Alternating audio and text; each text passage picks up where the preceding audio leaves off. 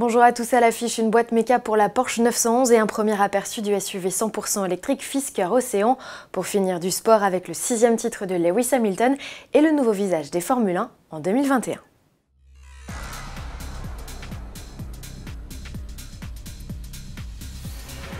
Porsche l'avait promis, elle arrive, la boîte manuelle sur la 911 type 992. La sportive de 8e génération n'était jusqu'ici proposée qu'avec la boîte double embrayage PDK. Cette nouvelle transmission comptera 7 rapports comme sur les 991 Carrera. Cette configuration n'est proposée dans un premier temps qu'avec les versions S à 2 ou 4 roues motrices en coupé comme en cabriolet. Les États-Unis profiteront les premiers de cette association où les autos seront d'office proposées avec le pack Sport Chrono. En sera-t-il de même en Europe? Réponse au premier semestre 2020. Fisker agrandit sa gamme de véhicules électriques et alors même que sa berline e-Motion présentée début 2018 n'est pas encore sur le marché. Pour autant, le constructeur américain continue son petit bonhomme de chemin. En août dernier, son patron, Henrik Fisker, père des Aston DB9 et Vantage, annonçait plancher sur 2 nouveaux modèles zéro émission à l'échappement. Un teaser laissait à penser à l'arrivée d'un pick-up. Quid du second modèle? Eh bien, il s'agit d'un SUV.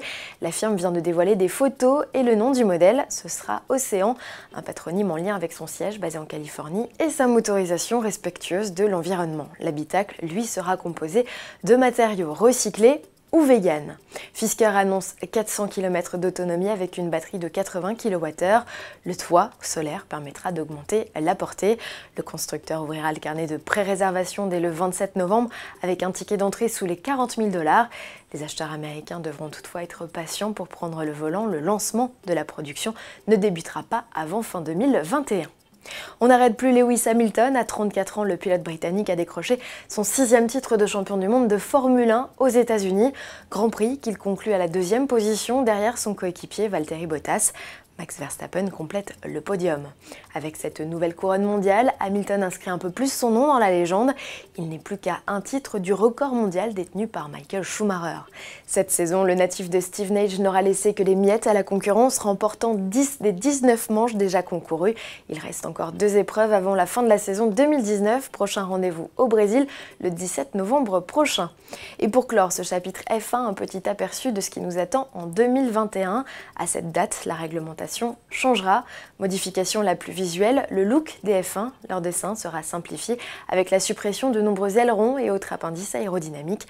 Actuellement, une F1 perd environ 50% de ses appuis quand elle en suit une autre. L'idée est de réduire à 10% cet effet avec les nouvelles autos. Les voitures seront aussi 25 kg plus lourdes. Conséquence, les F1 seront plus lentes. On parle de 3 à 3 secondes et demie de perdu selon les circuits. Certaines pièces seront quant à elles standardisées tandis que les budgets seront plafonnés. Les dépenses par équipe ne devront pas excéder 175 millions de $, soit moitié moins que le budget actuel des équipes comme Ferrari ou Mercedes. Enfin, les organisateurs veulent atteindre le cap des 25 courses par an contre 21 aujourd'hui, avec des week-ends organisés non plus sur 4 mais 3 jours. Alors est-ce que la F1 de 2021 vous plaît? Dites-le nous dans les commentaires. À demain.